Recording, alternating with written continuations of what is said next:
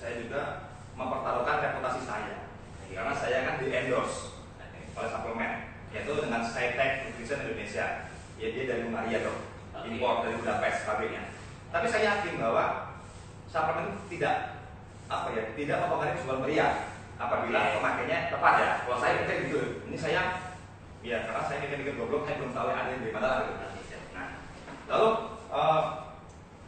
suplemen apakah dapat mempengaruhi kesuburan pria? Jawabannya jadi begini. Oke, jawaban sikat dulu jawabannya. Suplemen bisa mempengaruhi kesuburan pria? Iya. Ya. Oke. Suplemen dapat mempengaruhi kesuburan pria? Jawabannya iya. Oke. Tetapi nanti ada alasannya ya. Iya kan bisa baik dan buruk. Oke, iya bisa baik bisa buruk. Oke. Nah, suplemen itu yang sering digunakan itu kalian dapat banyak ilmu nih dari ya. Mas Anggun. Jadi ada whey protein. Oke, whey protein. Whey protein ada yang gainer, whey biasa menengah, kalau misalnya menengah namanya isolate. Isolate itu karbohidratnya nol. Jadi kalau diet, kalau gainer itu untuk bulky, karbohidratnya banyak. Kalau yang whey yang menengah dia karbohidratnya menengah biasa. Nah, terus ada yang namanya sering digunakan namanya fattener. Itu berarti ya apa ya, kalau saya sih membuat tubuh jadi lebih panas sehingga membuat lipolisis termo ya, jadi termo lah gitu. Terus yang sering pakai namanya pre-workout itu misalnya power untuk tenaga. Ya. Nah, kalau saya sih biasanya isinya kafein ya banyaknya. Pernah lihat gak Mas isinya macam-macam apa? Kalau kebanyakan sih kafein. Selain itu betul dan lainnya banyak kafein. Selain itu apa lagi? Baru saya lupa. Jadi saya sampai browsing ya di. Terus dong masih ada lagi. Saya dipakai ya. BCAA itu branch chain, jadi asam amino rantai ya. Oke, lalu ada yang sering pakai itu namanya tribulus. Tribulus. Atau semacam kayak merangsang hormon lah. Namanya beda-beda. Kalau di tempat saya Scitech namanya T360, tapi tetap itu tribulus ya kan. Nah, coba kita bahas dari whey dong. Pertanyaan pertama whey. Whey itu hasilnya dari mana, Mas? Susu ya. Susu. Jadi saya baca bahwa whey itu adalah yang berbentuk cairan dari saat pengolahan keju. Oh, whey itu whey dari portion of cheese production. Cheese production. Oke. Itu dihasilkan whey. Nah, itu ternyata kaya dengan BCA. Ya, saya baca. Brain chain amino acid. Itu kaya. Nah, apa aja sih BCA itu? Ada leucine, ya betul, leucine sama valin. Tiga. Fungsinya apa sih? Kenapa sering dipakai? Karena asam amino itu yang paling gampang diserap. Paling gampang diingest, terus diserap. Dan dia paling sering dibakar dulu saat exercise. Sehingga itu sehingga sering digunakan ya untuk suplemen. Pertanyaannya aman atau tidak? Kita gini, perlu diingat lagi, kita dalam harian kira-kira konsumsi protein berapa? Kalau saya sih mengikuti takaran ya, dok. Saya mengikuti takaran, bisa 1 scoop itu. 1 scoop itu berapa? 1 scoop berapa ya? Nah, ini pokoknya biasanya ada takarannya. Sebenarnya angka asupan gizi atau angka cukupan gizi. Soalnya ada atas. Angka cukupan gizi untuk protein itu adalah 1 gram per kilogram berat badan per hari. 1 gram per berat badan per kilogram. Tapi kalau ada artikel bilang 1 sampai 2 gram itu Jadi berarti 1 gram itu minimal. 2 gram maksimal per berat badan. Jadi kalau misalnya untuk atlet biasanya 2 sampai 2,5. 2 sampai 2,5 atau jadi untuk atlet 2 sampai 2,5 gram per berat badan. Enggak cowok nggak cewek? Kali ini kan cowok, kali ini kan kita cowok ya. Saya coba ya. 1 itu saya untuk minimal adalah 1 gram per kilogram berat badan. 1 gram per kilogram berat badan. Nah, kalau misalnya atlet mungkin bisa ditambah untuk protein sintesis ya. Asal otot 2 gram. Nah, sekarang berarti kalau misalnya kayak berat badan saya saya misalnya 87 kali 2 berarti kan sekitar 174. Nah, asupannya protein berapa, Mas? Nah, kan kita dari makanan misalnya protein baik hewani nabati kira-kira berapa? Dari ayam dan lain sebagainya protein. Kita harus hitung.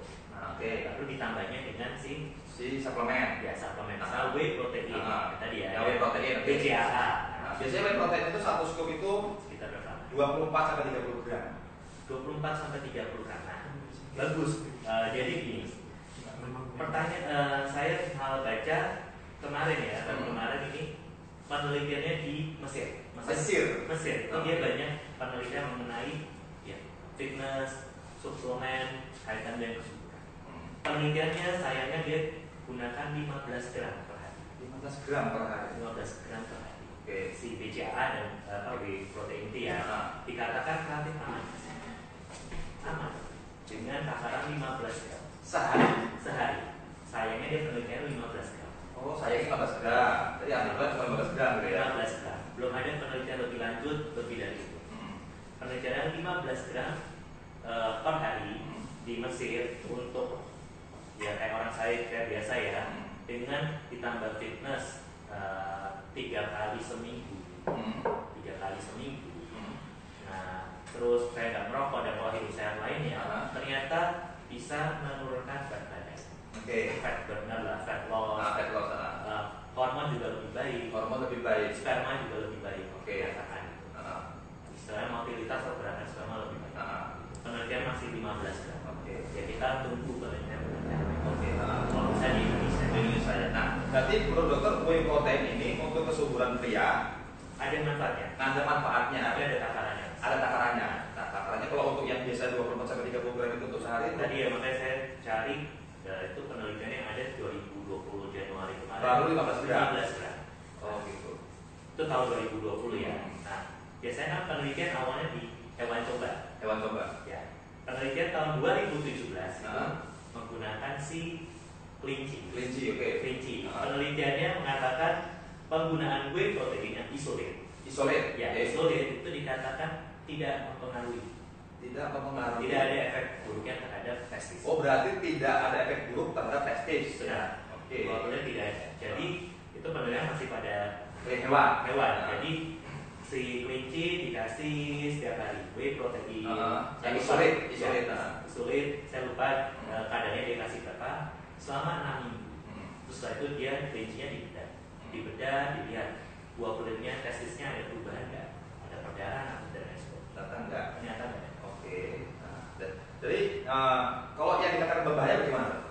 Kalau yang di atas itu kan. Dari situ ya? Ya di atas itu 15 gram. Misalnya saya gini. Tapi gini kan, whey protein bisa kita coba untuk ini. Misalnya memang asupan jika kita merasa dari makanan-makanan kita makan konsumsi setiap hari, proteinnya kurang, kita bisa tambahkan gitu ya. untuk mencukupi asupan protein kita. Jadi gini dok, secara mikir saya dulunya, saya ini kan butuh berarti sehari butuh 174 gram per hari. Iya. Nah lalu dari makanan berapa? Kalau apabila saya lebih dari itu tidak baik untuk tubuh secara keseluruhan. Apa itu organnya apa maksudnya? Kan begini, protein dan lain sebagainya itu kan selain metabolisme di liver, kan akhirnya dibuang di ginjal. Kerja organ kita, liver, ginjal kan ya, lalu berpengaruh pada kesuburan tentunya gitu ya? Ya cara kesuburan, maksudnya karena kan organ yang paling utama ya, saya bicara tentang secara umum secara umum untuk kesehatan secara umum. Kalau terlalu berlebihan protein tidak baik untuk itu. Kalau kekurangan ya kurang ini mas, kurang bagus juga. Tetap nggak bagus juga, berarti harus cukup dengan asupan bahwa tadi satu suplemen whey itu whey dan protein secara keseluruhan ya. Kita kan asupan protein berapa? Terus kita misalnya gini, kita butuhnya berapa tadi ya? 1 sampai 2 gram per kilogram berat badan. Kita kurangi dari yang kita makan. Lalu rasa kurang cukup boleh tambahkan whey. Tadi ya saya bilang penelitiannya baru sampai 15 gram. Jadi gini dok, saya kan minum whey ini kan kadang-kadang pagi 1 scoop, habis siang 1 scoop. Bahkan kadang-kadang malam 1 scoop, jadi kadang-kadang 3 scoop. Nah itu berarti kalau saya itu kan berarti kan saya lebih, wah itu udah hampir 50 gram kalau dari data yang ada dari levelnya itu kan gitu. Sebenarnya baik untuk otot kan, tapi untuk ginjal dan lain sebagainya, liver bagaimana? Gitu. Walaupun ini whey proteinnya sudah maksudnya dalam proses yang sudah tinggal diproses dengan mudah gitu. Ya tetap ini kalau saya tahu berlebihan. Kata kesuburan pria tidak bagus ya. Kesuburan pria dan kesehatan secara keseluruhan. Berarti intinya adalah whey protein itu baik untuk kesehatan, tetapi kalau berlebihan juga nggak baik. Segala sesuatu yang berlebihan tetap tidak baik ya. Tapi sebagai asupan untuk tambahan boleh. Boleh ya. Oke, itu whey protein. Biasanya kalau whey proteinnya sendiri atau gimana mas? Atau ditambah yang kandungan lain? Enggak, saya biasanya pakai ini, pakai dari setek pakai whey protein. Kan saya kan dari setek. Berarti tetap oke lah ya, ini 1 scoop ya. Ya, itu oke. Apaan bro? Minum sih suplemen ini. Terus saya minum dulu ya. Silakan. Berarti aman. Lanjut.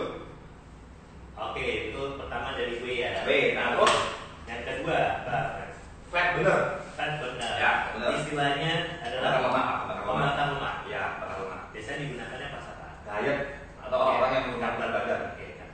Isinya saya lihat banyak di sini. Bisa kafein, karnitin, lalu apalagi masuk itu? Kafein, karnitin, green tea yang utama green tea. Ya, kalau pakai karnitin, Oke, karnitin, green tea sama si kafein. Kita bahas satu-satu. Kafein dikatakan bisa sebagai stimulan. Sistem saraf pusat. Jadi ya, kita setelah minum kafein biasanya kan jantung bisa bergerak. Sehingga metabolisme meningkat. Metabolisme meningkat, termasuk untuk metabolisme lemak, membakar lemak. Jadi memang kafein bagus untuk membakar lemak. Terus pertanyaannya, dosisnya berapa? Nah, dosis. Nah, penelitiannya dikatakan yang dosis tinggi 8 gram per kilogram berat badan. Berat badan itu hitungannya gram per kilogram berat badan ya. 8 miligram. 8 miligram per kilogram berat badan dikatakan akan meningkatkan basal metabolic rate itu apa ya? Penggunaan energi basal saat istirahat. Dikatakan biasanya digunakan itu kalau misal kafein di suplemen yang ada ya, dikatakan itu sekitar 4 sampai 6 gram, 4 sampai 6 miligram per kilogram berat badan. Coba sekarang mas, aku berat badan tadi 87 dikali 4 berapa? 87 kali 4 3 terus susah ya, kita hitung-hitungan ya. 334. Oke. Benar sih? 334 benar enggak? 334. Oke, iya 334. Oke, 334. Jadi untuk itu 334 miligram per hari ya. Oke. Sekarang bagus gak? Ya tadi bisa untuk fat benar. Tapi kalau berdasarkan penelitian nih kaitannya kesuburan, kita konsumsi kafein. Kafeinnya nggak hanya dari kopi, bisa juga dari teh juga, namanya tein lah kalau gitu ya. Tein. Betul nggak sih? Ya betul nggak sih? Aku udah katanya ada kafe, kalau kopi kafein, kalau teh namanya tein gitu kan. Betul nggak sih? Satu lagi dari coklat. Oh coklat, oke coklat. Ini coklat dark coklat atau yang coklat biasa nih? Coklat lah, kayak overall coklat. Nah dikatakan kafein itu untuk kesuburan jangan lebih dari 200 mg per hari. 200 mg per hari ya. Kafein. Jadi ada penelitian itu setara dengan 2 cangkir kopi. Berarti kalau kita minum kopi cukup sehari itu 2 cangkir. Nah, pakai gula nggak nih? Saya kali itu. Kafein jangan lebih dari 200 mg. Oke. Itu setara dengan 2 cangkir. Dikatakan jika lebih dari 2 cangkir, kalau misalnya mau promil nih, ya, angka kemungkinan istrinya untuk keguguran lebih tinggi karena dia akan merusak si DNA sperma ya. Jadi kopi yang kalau terlalu banyak sekarang juga nggak bagus ya. Udah kopi banyak terus dia juga pakai benar ya. Berarti gini dok, berarti saya ini juga termasuk over ya, karena ya, setiap suplemen itu kan sudah ada takarannya, sudah ada pokoknya kalian minumnya segini-segini. Nah saya kan suka over. Misalnya sehari misalnya harus minum 4 kapsul. Ini pokoknya 4 kapsul aja. Saya kadang-kadang suka, ya mohon maaf ya, mungkin karena nggak tahu ya. Pagi 4 sore 4. Wah itu pada saat mau diet dong. Ya itu biasanya saya 3 bulan 4 bulan lah diet. Saya istirahat ya. Iya, enggak yang makin terus enggak. Gitu. 3-4 bulan Habis itu udah tanding ya udah, saya nggak pakai lagi gitu. Ya. Jadi itu tadi ya, jangan lebih dari 200 mg setiap hari. Oke, benar ya. Gitu. Berarti kalau pakai benar-benar pada saat dari benar tuh oke aja. Oke, tapi ada ikuti takaran yang ada. Kalau misalnya 2 gram tadi ya, 2 mg, 2 mg per kilogram berat badan, aman berarti. Aman ya? Kan 2 kali 87. Oh gitu ya. Hitungannya pokoknya berat badan kali 2 mg. 2 mg. 2 mg ya? Iya. Itu dosisnya ya. Dosisnya bisa dari 2 sampai 8. Oke. Kalau saya amannya 2. Jadi kita kalau misalnya pakai suplemen kita lihat ingredientnya, komposisinya, terus takaran dosisnya kita lihat. Oke. Berarti poinnya adalah suplemen untuk fat benar. Oke, tapi jangan berlebihan. Itu untuk yang kafein ya. Oke, yang selanjutnya apa tadi? L-karnitin. Oke, L-karnitin. Dosisnya berapa? Aduh, ini saya nggak tahu ya. Karena itu campur-campuran sih dokter. Makanya biasanya campur-campuran. Kita kalau nggak baca betul. Makanya gini, kalau di luar negeri, di Amerika itu sampai ada dokter physician yang khusus untuk suplemen. Ya, suplemen istilahnya untuk sport. Oh, mungkin makanya arti luar negeri bagus karena mungkin memang ya. Mungkin tidak cuma Amerika ya, mungkin ada negara-negara lain yang sudah berkembang. Setiap atlet apapun ada ahli, maksudnya ada ahli suplemen lah, ahli gizi. Ahli gizi, sehingga dia tahu paham suplemen sehingga aslinya nggak ada lain-lainnya. Makanya dia lebih maju, dan ibaratnya kualitas atlet juga lebih. Nah, di Indonesia ini yang sebenarnya mulai ada kok, banyak ada namanya dokter olahraga. Tapi kan ya kita tahu sendiri itu kan kalau yang sudah pelatnas tuh atau keluarga profesional. Nah, kalau yang mau kampung gini kita nggak tahu. Oke. Siapa mau bayar dokter ahli gizi? Yang penting pokoknya makan kenyang gitu. Oke, tadi ya ada kafein, L-karnitin. Oke. L-karnitin dikatakan dosisnya ya yang saya bilang bagus ya adalah 2 mg lagi. 2 mg untuk 2 gram. Saya lupa contekannya. Per hari ya. Bagus gak sih untuk kesuburan L-karnitin? Ayo, kalau misalnya kita sering lihat yang promil ya, lihat dari kandungan vitaminnya, kadang-kadang ada L-karnitin fungsinya dengan fat burner apa? Salah satunya juga dia merangsang metabolisme lemak, lipolisis, fat burner tadi ya, termasuk ada biasanya penggunaan energi lebih baik.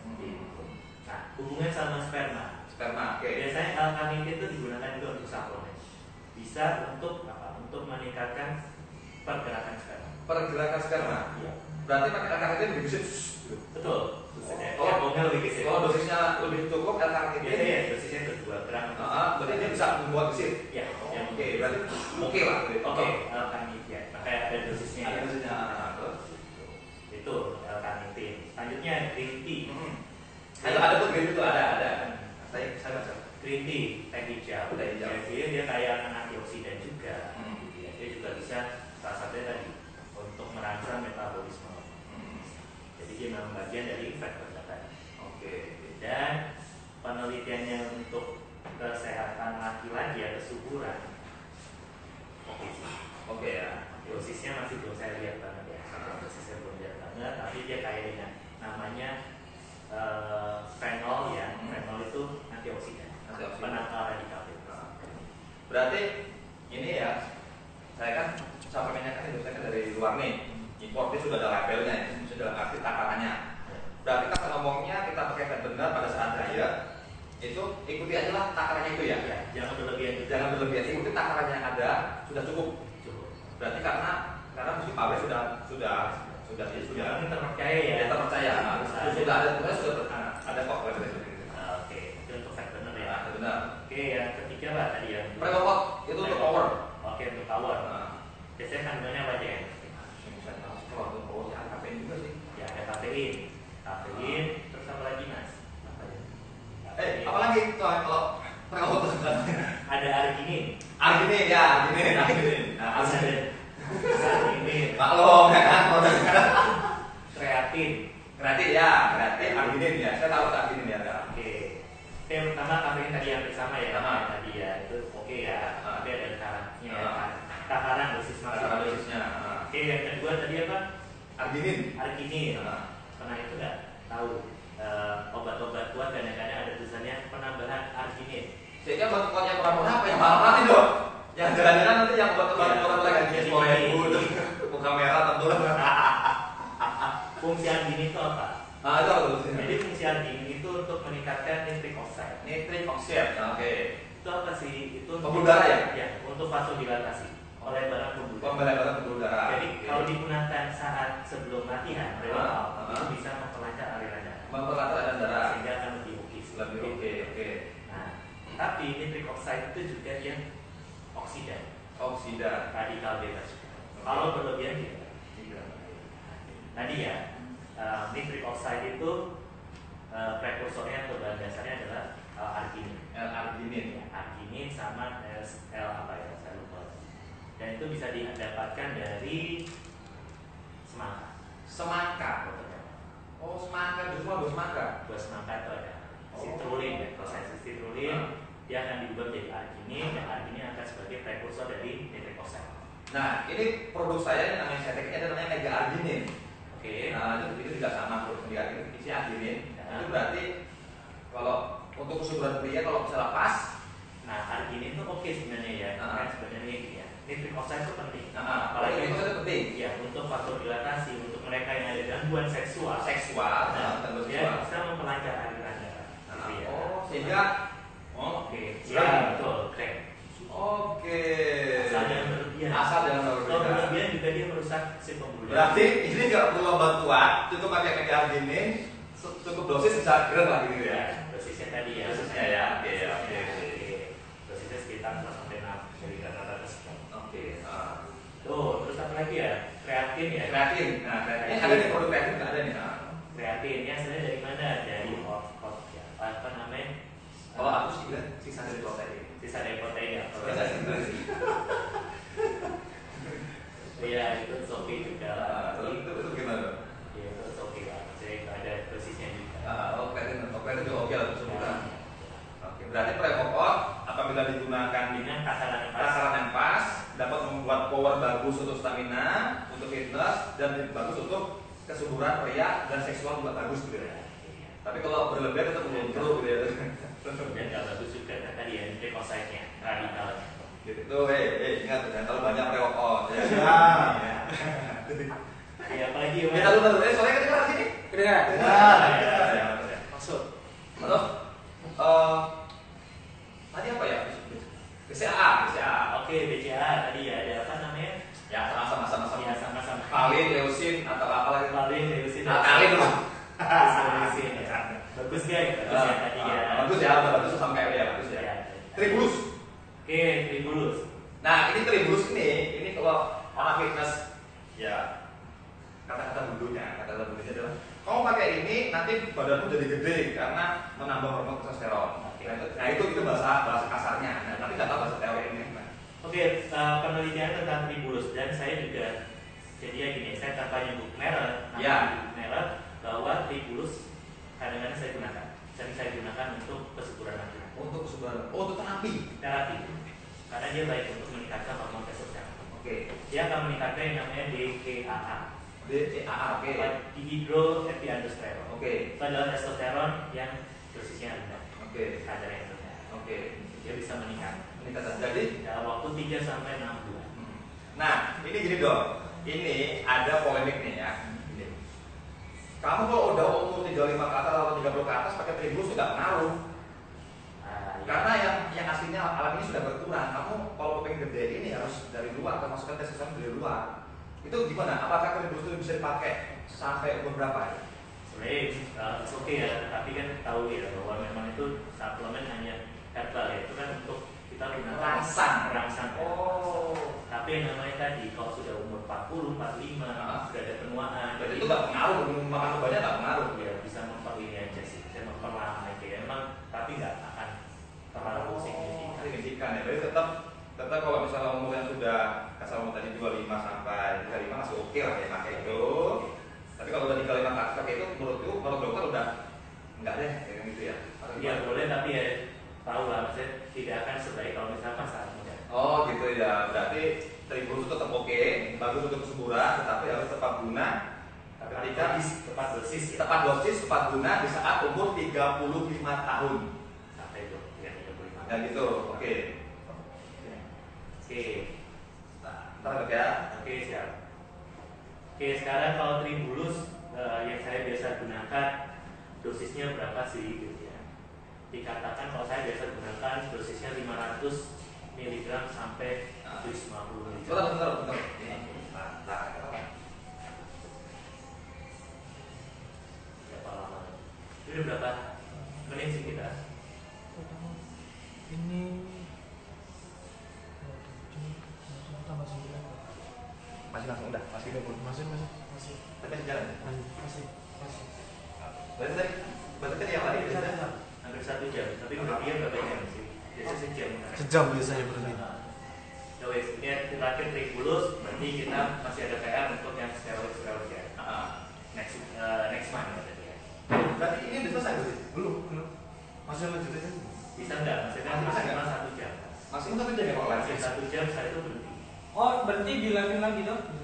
Ngomong gitu. Kalau enggak ya juga bebas sih. Ya nanti biar nanti ada pada ini masalahnya nunggunya kayak testosteron nih. Oh, pakai testosteron. Nunggunya pas testosteronnya nih. Temen nih. Oke, siap. Kayak gitu. Dan tadi yang punya mati itu bisa Nanti dimulai lagi ya. Oke. Ini nggak putus atau tadi nggak stop? Tadi nggak stop ya. Oke. Cuma kejeda. Ini kan udah berapa menit? Udah 37. Live-nya? Ya. Oh, masih banyak. Oke, siap. 23 menit lagi, 20 menit lagi lah. Oke, silakan dulu. Oke, teman-teman, kita sekarang pembahasan soal testosteron, ya. Jadi gini dok. Oke, tadi belum Tribulus. Oh, ya, Tribulus, oke. Jadi gini, penelitian tentang keamanan Tribulus ya. Saat ini memang masih terbatas pada hewan coba. Hewan coba. Ya, dikatakan ada kejadian keracunan. Nah, ada kejadian tahun 2000 berapa saya lupa, 2010-an itu laki-laki usia muda seperti saya. Nah, kita tahu aja. Yang keracunan Tribulus karena dia menggunakan dalam dosis tinggi.